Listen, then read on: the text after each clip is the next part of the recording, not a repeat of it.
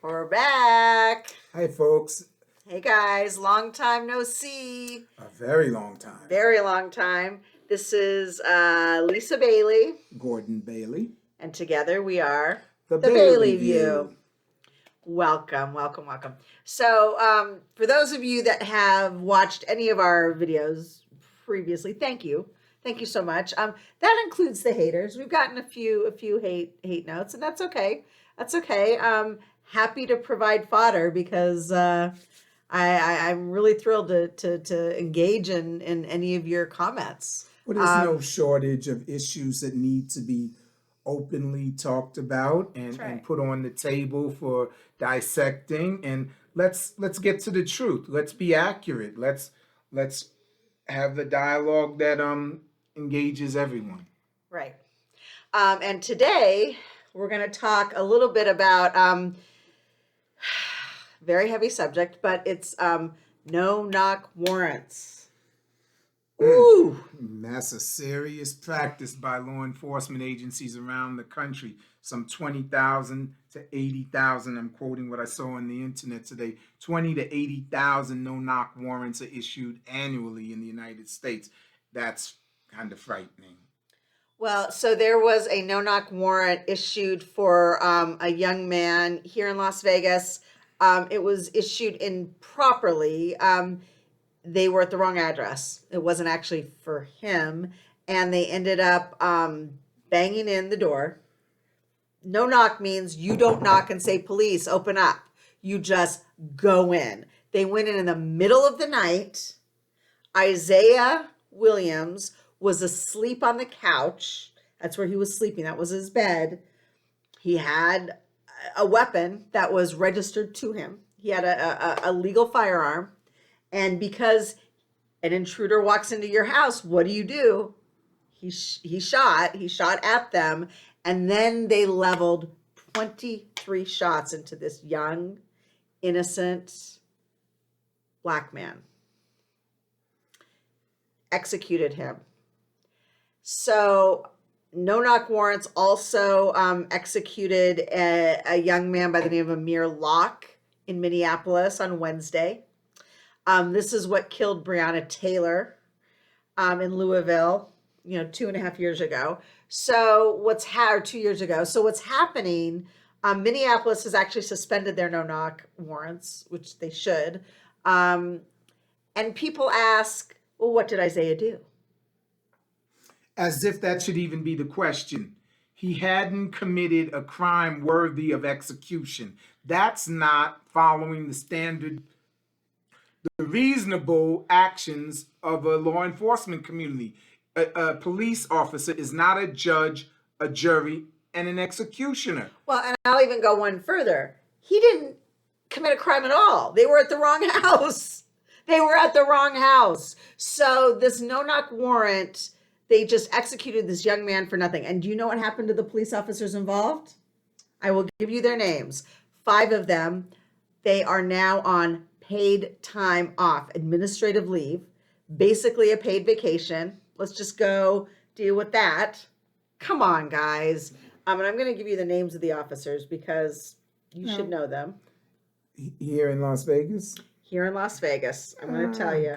I don't know that their names because they're more a part of a systemic problem than actually being, yes, they did what they did. But they're given sanction to do what they do by a system that holds human life in contempt, particularly the lives of the poor, the lives of Black, Brown, Indigenous, Latinx, Asian, and Pacific Islanders. Everyone who's not white in America typically is more at risk for the potential slaughter by those charged to protect and serve. We've got a systemic problem. This isn't news, people. It's not new. It is the news, and it should be on all of our lips. We ought to be saying, hell no, this has to go. So it also is Black Lives Matter month. Yeah. it's Black History Month, which, let's just say Black history is American history. So it's History Month, where we typically lift up black and brown folks for their, Gordon's guy is rocking his Black Dads Matter.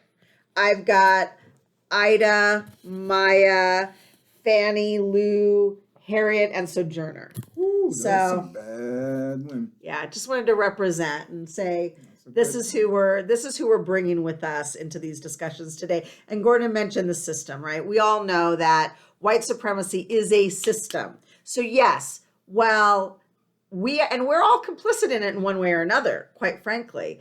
The police department is set up to protect property and not necessarily people.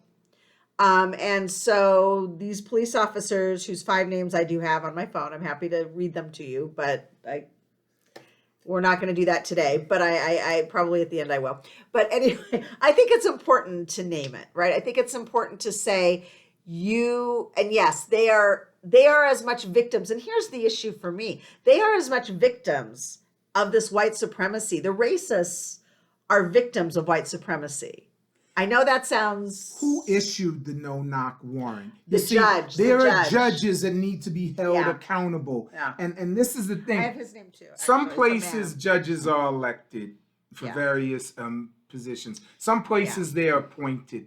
Some places there are people who shouldn't be sitting on the bench who are sitting on the bench. I know of a Supreme Court justice or one or two that shouldn't be sitting on that high court. And yet, this is what we have. We don't always get the best and brightest people from all communities of the nation serving in these positions, which is why diversity is so important, that you actually have discourse about the choices that you're making and what you're basing that on. Well, and I'd even go one further, right? I don't think diversity, it's going to sound very controversial. I'm not sure diversity even matters that much, especially where the police departments are, because it's a systemic issue. It is a broken system, and let me rephrase that. It is a system doing exactly what it was set up to do. According to those of us that would like to see equity put back into or placed into our nation at all, it's never been here. I think that's part of the problem. So we need to dismantle these systems that are set up to allow for the judge to issue, for them not to, second guess the intelligence, to not really get it right. And number one, even if they did get it right, how is that an okay thing to do? It's such an invasion. And the way that we criminalize drugs, the way that we do criminal justice system, it's criminal injustice, obviously, system. I mean, how many prisons did you find were privatized? 8% of the prisons of the United States are now held in private or corporate hands. Monetizing the breakdown of a human life. You're benefiting off of incarcerating another human being. Now, not to mention, look, some states spend very little money on an inmate, but some states, I'm from New York, we spend a whole lot of money on inmates, but we would never give that same amount of money in goods or services to a family of 4, but we'll spend it to destroy a life. So we went to a listening session with some young adults, teenagers, a few weeks ago here, and they talked about the juvenile incarceration system here in Las Vegas. And how much did they say they spent a year on it? Something like $500,000 a year. What could you do with $500,000? What we're doing is we're using it for punitive punishment. Why don't we put it into, early childhood, mental health, treatment programs for drug and alcohol? Why are we utilizing this? Restorative justice actually does work. The problem is we don't value that. We don't value humans. We only value property, and that's what the police are set up to do. They're protecting from property. Their inception. Policing in the United States, which we've talked about before, was designed to capture slaves, to capture runaway slaves and bring them back to their owners. And we've allowed systems to be constructed in every jurisdiction of the nation whereby the prime objective of the force, or so it would seem to me, is to maintain the status quo and to protect the property of the well off. Well, and so the other thing is, why do we have so many people incarcerated? What system is in place in our society that allows for us to criminalize so many people, right? To me, that means that's broken, right? Society is broken because we haven't been able to care for people, to give an equitable amount of opportunity for people, to have folks not feel, some people are caught up in that just because maybe they're innocent. I don't know how many of you follow the Innocence Project, but it's hundreds of people that have been found out to be innocent on death row. Sometimes they've already killed them in the DNA. It's a horrific thing that we're doing.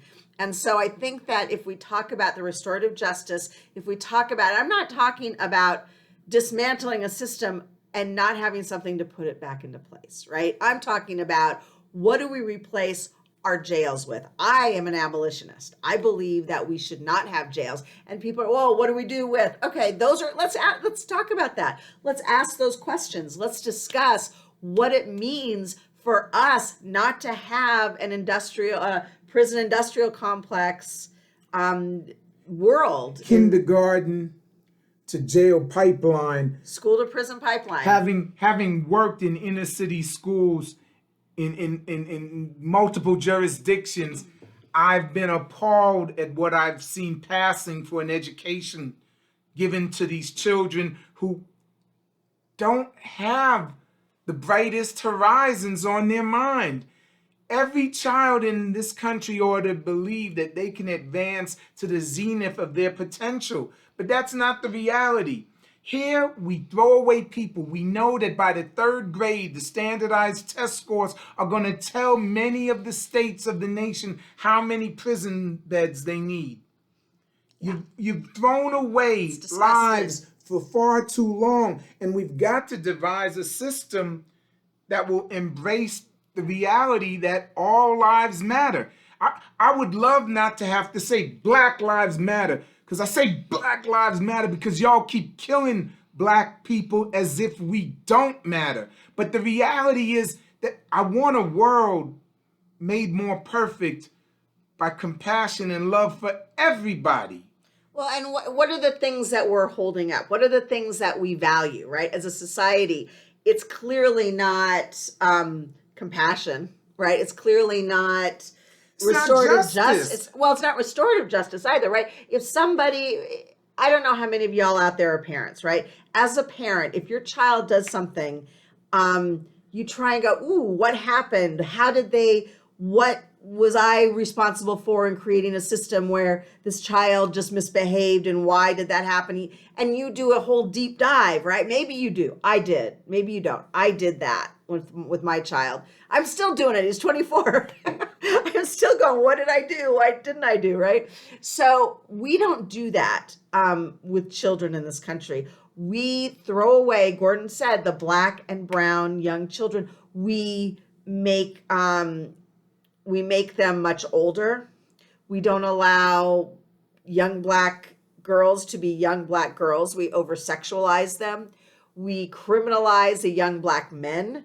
And the problem is that creates this entire just system where everything gets squeezed in, and the haves are looking from here and judging and saying, well, look, and then it's like it's a self-fulfilling prophecy, right? They're setting it up to do exactly what they claim is being done.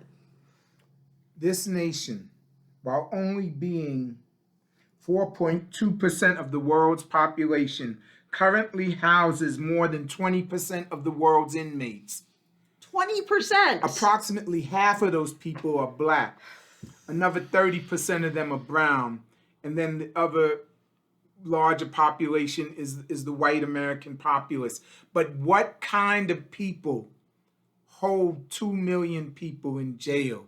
Who Jail destroys you. It doesn't teach you to do better. It teaches you more about loathing others, about how to demean others, about how to use anger and aggression as your primary way of operating in the world, because jail systems are horrific. And that's from the correction officers to the people that service the jails, to the inmates that are there, and the people that are funneling the inmates in, right? So here's the other thing that I want to talk about. Everyone's destroyed. And people say, well, what do we do without jails? Where would this go? And I am going to take even a step further. How do we create a world that we do not need a jail, where we don't have punitive? And people are like, well, it feels good. I understand. Listen, people want revenge. People want anger. But we have to become a nation that no longer supports that kind. I mean, look at all the wars that we have. This is a warmongering nation, where we're now not at war, but it's been how many years since that's happened in the last 30 years? We produce more guns and machinery of mass destruction than anybody. And the money that we send into the military versus the money we send into our education system or our mental health system or our healthcare system. How about the infrastructure of a nation that's crumbling? Look, The issues are many. The concerns of the people of the nation are many. And the injustice that exists within almost every sector of our nation, you don't have to go far to get the information. It's readily available. I know most of us want a world safer and more kind and functioning at a higher level, to be quite frank. Things are not where they need to be. Well, and safer and kinder for whom? For I want to everybody. ask you all that. Safer, if you feel safer with a police officer, there are many people that feel less safe with the police officer, right? These are not easy solutions we're asking for, but we're saying that we need to come up with more. We need to come up with a bigger piece of the pie where there's no scarcity in this United States of America, and yet, too many people suffering. They're suffering. They're suffering their spirit. They're suffering emotionally. They're suffering physically. They can't feed themselves. They can't feed their families. There are people that are spending billions of dollars to take a ride around the freaking world on their spaceships. And that's a problem. And I'm not sitting here in judgment of those who have achieved great success and want to live out their fantasies even. But I kind of am. attempting to hold. A little bit. I can't go into the individual life. I wish I had that power. I don't think you all would grant me that power, but what I would like is for our legal system, our educational system, our healthcare delivery system, all of our housing systems to work in such a way that everybody in the United States would get a basic good standard. And that's available to us if and only when we get up and stand up. It's Bob Marley's birthday.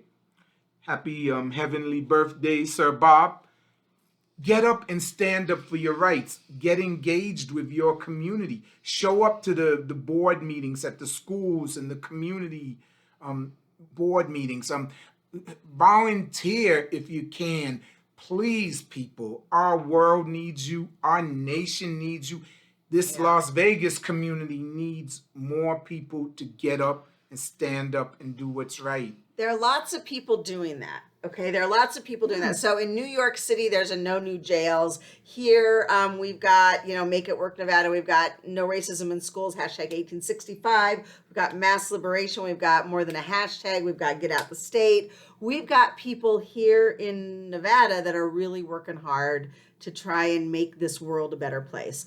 And I think that y'all get I'm hoping that y'all get that we're trying to bring that reality here and build community out there with go to your community boards, go check about your police community oversight boards, see if that's happening. And if you can, who's on it, right?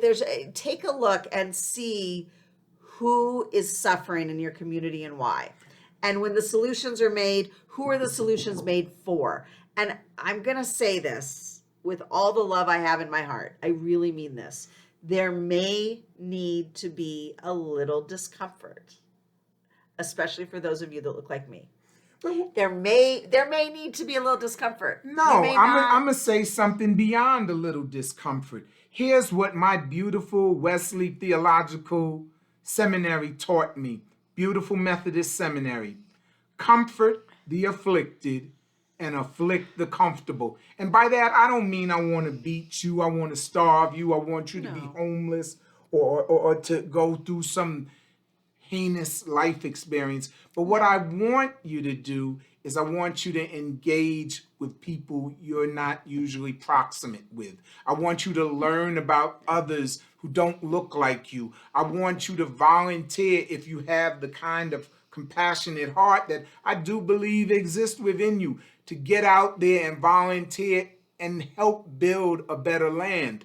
We can do this, people, but it's going to take all of us. It's going to take all of us. And honestly, it is, use this month, use our words to spur you into learning something new about somebody you didn't know. And if you're having that question of a judgment or a harsh, if you're thinking a black and white, very binary thinking about something, maybe pause and look into it. Just read a book, watch a YouTube video, look on Netflix and see the Colin in black and white that Ava DuVernay did was beautiful. It talks about, we're going to talk a little bit about this next weekend because it's Super Bowl weekend, about, the plantation state that is the NFL. I mean, it's pretty deep. It's pretty deep. So there's a lot of information out there. And if you have a thing that clicks in you, that go, I'm so upset about this. You know what? Pause and look into it. You may be surprised what you find. You may not, but you may be really surprised. And I think it's just going to take us all shifting our perspectives, looking at things a little different, because we all look through the filters of our own lives. And that is what we should do. I mean, that's human nature. And yet, those of us that have myopic viewpoints, I think, are doing yourselves and the world a disservice, because you're not allowing your compassion, your heart to be as full as I know it can be. And like Gordon said, he's got a beautiful quote from MLK that I think we're going to end this with. Shall we close out with that? Let's close out with that beautiful quote that you have. And I think that we're gonna leave it here for now. I know we've already done. We were trying to do 20 minutes. We're doing 25. 20 minutes go so fast because, truth be said, we both have a lot to say. Whew. But the issues are so many, and they're life and death issues. And this is going to take all of us. So here it is. Before you start reading that, and we're going to continue to talk about what we can give in place when we're tearing down the white supremacy systems that we know need to be torn down, but what are we going to rebuild in place? So let's rebuild. We're going to rebuild all of that, but we have to do it together. We have to do it together. There's a nice hymn. We are building a new way. That's what I hear in my heart now. But hear these words from Reverend Dr. Martin Luther King. Darkness cannot drive out darkness. Only light can do that. Hate cannot drive out hate. Only love can do that. Injustice anywhere is a threat to justice everywhere. Our lives begin to end the day we become silent about things that matter. People's lives matter, y'all. Your lives matter. All of our lives matter. Okay. Take care, people. Mwah. Thank you all. See you soon. Bye now.